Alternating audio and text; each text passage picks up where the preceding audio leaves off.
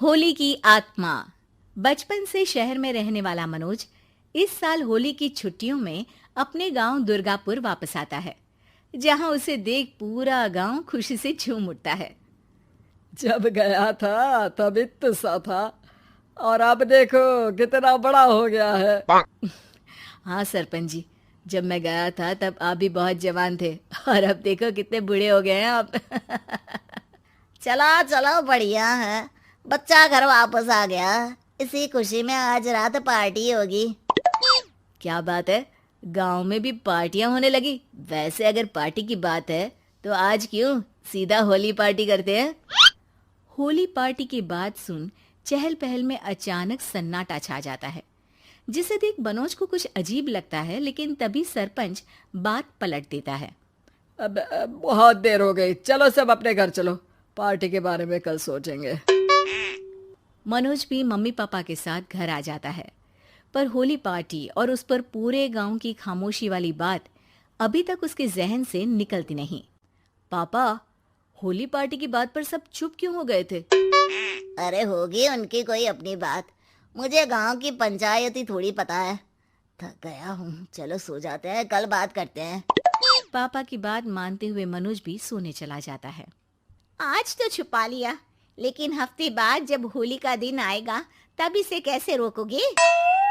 अगली सुबह सूरज के साथ ही मनोज भी गांव घूमने निकल जाता है, जिस पर रास्ते में उसे अपनी ही उम्र के कुछ लड़के भी मिलते हैं, जिनसे दोस्ती कर अब वो उनके साथ घूमने लगता है।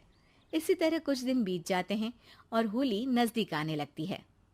दोस्तों, होली में 4 दिन ही बचे हैं, पर गांव में उसकी कोई तैयारियां क्यों नहीं दिख रही? क्योंकि यहाँ होली नहीं मनाई जाती। अरे पर ऐसा क्यों? वो राजा भूषण। अरे तुम 4 दिन के लिए आए हो, क्या इतना सोच रहे हो? चलो कुछ खाने चलते हैं। इसी के साथ एक बार फिर होली की बात को टलते हुए देख मनोज को शक होने लगता है। वो घर पहुंचते ही इंटरनेट पर अपने गांव और राजा भूषण के बारे में जानकारी निकालने लगता है। क्या? मुझे आज तक ये नहीं पता था। ऐसा कैसे? किसी ने मुझे कुछ बताया क्यों नहीं? सारी जानकारी लेने के बाद मनोज गांव वालों या अपने मम्मी पापा से कुछ पूछे बिना खुद ही उसकी सच्चाई के बारे में छानबीन करने लगता है, जिसके चलते वो राजा भूषण की हवेली में पहुंचता है। वाह, क्या हवेली है यार। पर क्या यहाँ सच में कोई भूत है? हेलो भूत जी, कोई है क्या? हम इस साल गांव में होली सेलिब्रेट कर रहे हैं, क्या आप उस पर थोड़ा इंटरव्यू देंगे? मनोज के ऐसा बोलते ही गांव में तूफान उठ जाता है और हवेली में रखी सारी चीजें हिलने लगती है। एक अदृश्य शक्ति मनोज को धक्का देकर हवेली से बाहर निकाल दरवाजा बंद कर लेती है। ये सब देख मनोज हैरान रह जाता है। क्या अभी मुझे हवा ने धक्का देकर बाहर निकाल दिया? मेरे होते हुए इस गांव में कभी होली नहीं मन सकती, इसलिए दोबारा ऐसी कोशिश भी मत करना, अंजाम बुरा होगा। आवाज सुन मनोज हैरानी से इधर उधर देखने लगता है, पर उसे कोई दिखाई नहीं देता। वो गांव वापस आ जाता है, जहां तूफान की वजह से सब कुछ तहस महस हो चुका होता है। आखिर ये तूफान आया कैसे? ना ऐसा कोई मौसम था और ना ही हमने होली का त्योहार मनाने की बात की थी।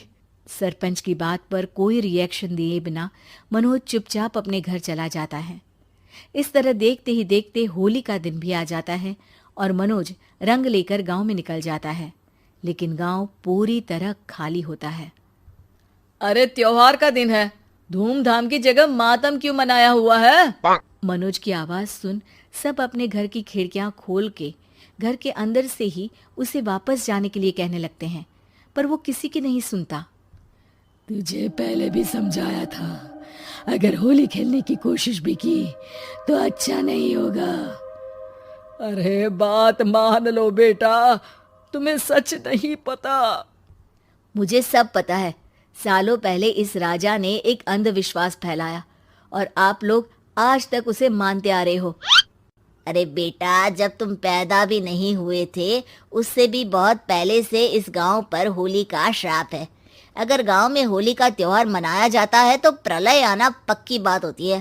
राजा भूषण इस सब में नहीं मानते थे और त्योहार मनाने लगे, जिसके चलते होली वाले ही दिन पहले उनके बेटे की और फिर उनकी मृत्यु हो गई। तभी से गांव की रक्षा के लिए उनकी आत्मा उस हवेली में रह रही है। सबकी बातें सुन मनोज उलझन में पड़ जाता है।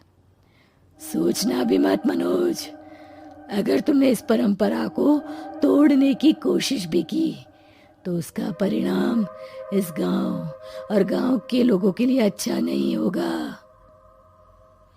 मुझे भी यकीन नहीं हो रहा कि आप लोग एक बेतुकी बात को मानकर सालों से रंगों के त्योहार को मातम की तरह मनाते आ रहे हो। मनोज किसी की कोई बात ना मानते हुए पूरे गांव में रंग बिखेर देता है, जिसके तुरंत बाद वहां तूफान के साथ बिजलियां गरजने लगती है। अचानक मौसम में ऐसा बदलाव देख जहां मनोज कंफ्यूजन में आ जाता है, वहीं गांव वाले डर से सहम जाते हैं।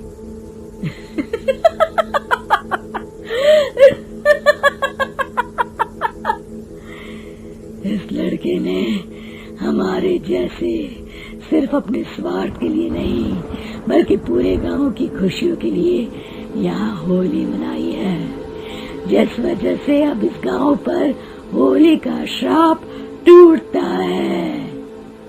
ऐसा बोलकर राजा का भूत वहां से गायब हो जाता है, जिसके बाद गांव के लोग धूमधाम से होली मनाते हैं। खुशियों के रंग गांव में बिखरे ही होते हैं कि अगली सुबह अचानक मनोज कहीं गायब हो जाता है और एक बार फिर गांव में होली का नया राज शुरू हो जाता है।